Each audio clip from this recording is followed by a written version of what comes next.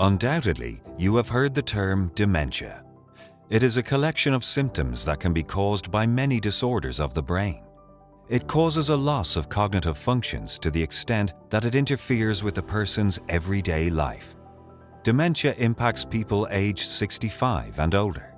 And you're probably aware that as baby boomers are entering their late 60s, the number of Americans diagnosed with dementia is expected to increase by at least 22%, from 5.6 million in 2020 to over 7 million by 2025. We're here today to tell you about a little-known group of people that are being diagnosed with young-onset dementia. These are not people aged 65 or older. These are people in the prime of their lives, with families and careers.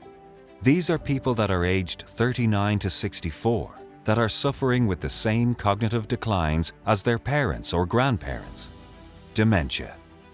In fact, the average age of those being diagnosed with young-onset dementia is 49. 49. Traditional dementia programs and care do not include this group of people.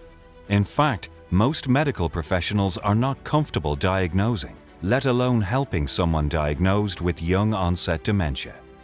But they need us, and their numbers are growing. From 2013 to 2017, the number of people diagnosed with dementia under age 65 increased by over 200%, according to a recent Blue Cross Blue Shield report.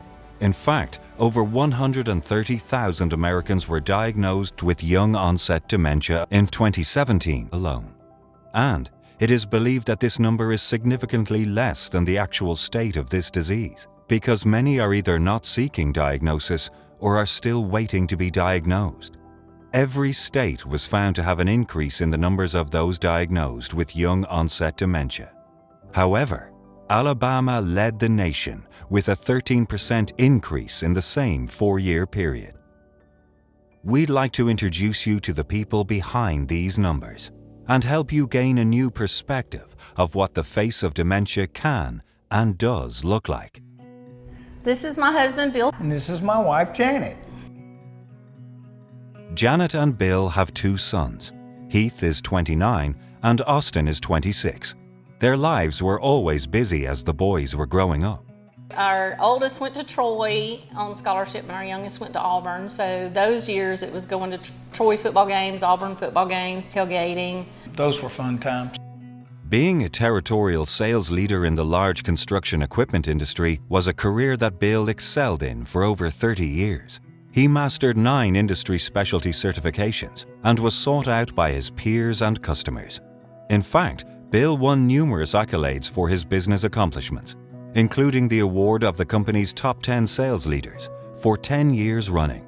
Mastering the financial aspects of large contracts was a skill that came easy to Bill, which made his early signs of dementia so troubling. You know, I'm in front of a room of 45 guys and you know, we're going over my budget and what I'm going to do and how I'm going to do it and who I'm going to call on to do this. And I mean, I just lost it. I mean, I could see the people that I had worked with for so long looking like, what's wrong with Bill? Relying on his strong social skills, Bill was able to hide the unexplained difficulty he was having doing the more complex aspects of his job. However, as his cognitive challenges continued to worsen, Bill began to get depressed and lose self-confidence. It was short-term memory issues at first, and we couldn't figure out why. And then we have a friend of ours who was an ER doc for a long time, so we call him on everything. We're like, what's going on? So he referred us to a neurologist. At first, we thought it was a B12 deficiency and put him on B12 shots. And of course, that's when the depression kind of came into play too. He was getting very depressed because he couldn't do his job like he always had. I just, couldn't remember anything. It was just, it got really, really bad. And started losing the ability to do my job just from the daily functions of my job. And you know, I traveled and I called on a certain amount of customer base in an area, and it got where I just wasn't functioning right. It was January of 2018. He was already having some issues that we were noticing. He had a doctor's appointment he went to, and he came home, just a physical, and he came home with a couple of prescriptions and couldn't remember what they were for, and we're like, what? Then prior to that, we had gone to buy a vehicle, and he sold heavy equipment for years, so just buying a car for him was nothing. He had trouble buying that vehicle. He's walking around in circles in the parking lot because he couldn't make a decision, and he's depending on me, and I'm like, hang on. I was there to make sure that we were getting the best deal possible. But I knew the financials of it backwards and forwards and stuff. So this time was different, though. It was a big warning sign for me because he kept referring to me and wanting me to be way more participative than I had ever been before, because it's like that was his department. I didn't handle that. I might be there, but he handled it, and he wasn't. Even just deciding to buy the car, well, should I do this? And I'm like, something's just not right. And then that's the way it was through this whole process. Is all my friends, my bosses, and everybody are just, I can never forget the look on their face, like, what's wrong? Yeah, I mean, and I'm like, I don't know, help. Because he's so smart, he got really good at covering. Yeah. And for the longest, I couldn't tell myself, I'm like, what's happening and what's not. I would avoid situations where you know, I felt like I may be questioned about this and that and that, so I'd avoid those situations. Right. And even when he had his cognitive testing done at UAB, he scored high on social skills. Well, that enabled him to cover for as long as he could for where things were starting to be missing. After nearly 24 months, Bill was diagnosed with young onset Alzheimer's dementia. The diagnosis only brought more worry, confusion, and questions on what would happen next. I saw a neurologist for a year, and he's like, there's really not anything I can do. I'm going to refer you to a psychiatrist. It was January of 18 when he had that sales meeting. We had already noticed things, like from his doctor's appointment and from buying the car, things weren't quite going right. It took from then until June of last year. Well, all of your symptoms and your cognitive testing and the combination of everything, you have early onset Alzheimer's. So, and then in June was when he finally got, June of last year, 2019 was when he finally got approved for disability. Although the cause of Bill's problems was finally identified, the long journey to a diagnosis took a toll on Bill and his family, mentally, physically, and financially.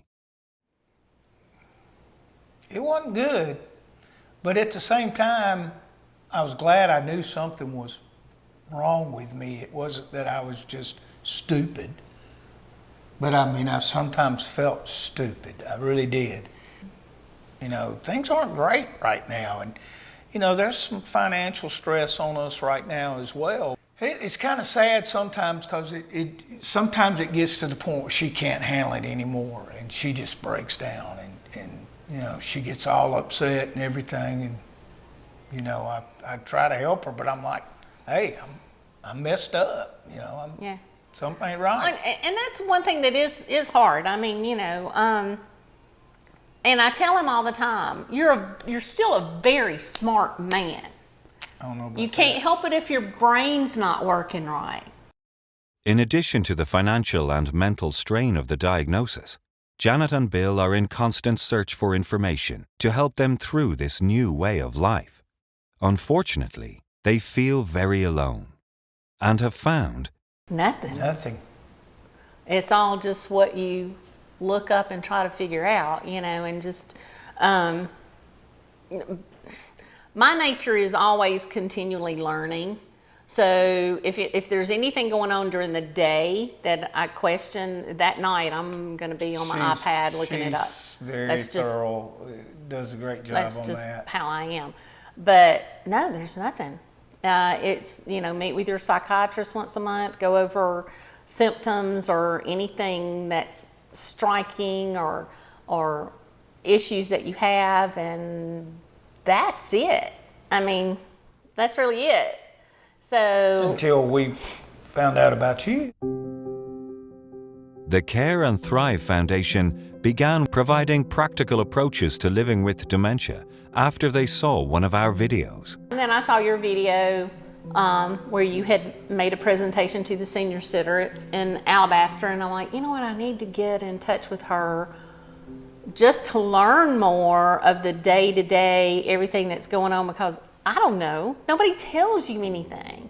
You're on your own. You're on your own between his GP and his psychiatrist. That's it. So, between the two of them, his psychiatrist is like, look, go to your GP for anything that's body related. And then his GP is, well, anything, I'm going to let your psychiatrist handle anything that's brain related. So you have these two buckets and you're going between the two, but there's nobody like you. We didn't have you then to help us through day to day. How do you live with this? What do you do? What is it other than what you read? I mean, there's no support. We don't know what we don't know, and we don't know a lot. But it's really just fallen, you don't have the support.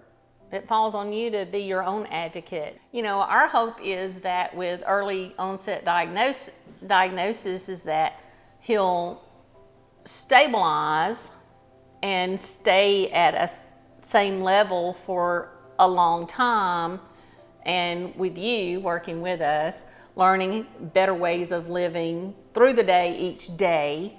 And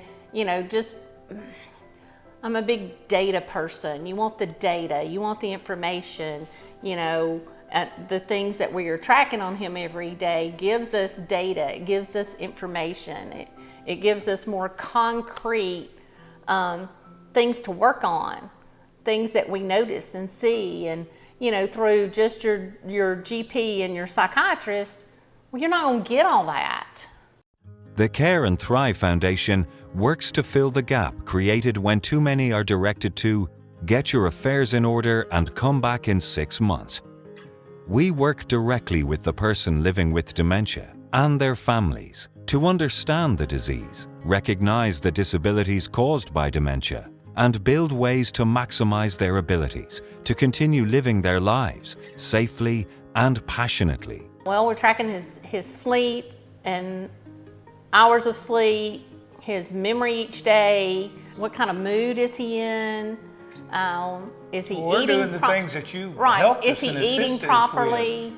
I go by what you Right. what you gave us is outstanding, because I mean, really good. something I don't have to sit and think about. I can pull it out and go, okay, here's this day. How's your sleep? Rate it. That's very helpful. You want to see those correlations between, he got a crappy night's sleep, he's in a bad mood today, his memory's not so good, he stumbled. Using evidence-based approaches that are proven to slow down the effects of dementia, we help those impacted by dementia be proactive in taking charge of their lives. Our clients are taught how to track key elements of each day, to recognize subtle changes, and implement new approaches to eliminate potential risks. We also work with our clients to understand the progression of their disease and make critical decisions about changes that are ahead. I've signed off that, when I can't drive, I don't want to drive. And I think those are great things, But you know what? That's from you. Right. You brought that over here. We don't State didn't do that. No, the state gives No. you nothing. The state The didn't give GP you just wants to know, did you have your shots, and are you throwing up this week or whatever? Yeah. But I mean, the things that you're providing are over and above, and Right. and it's really after the fact. That's what you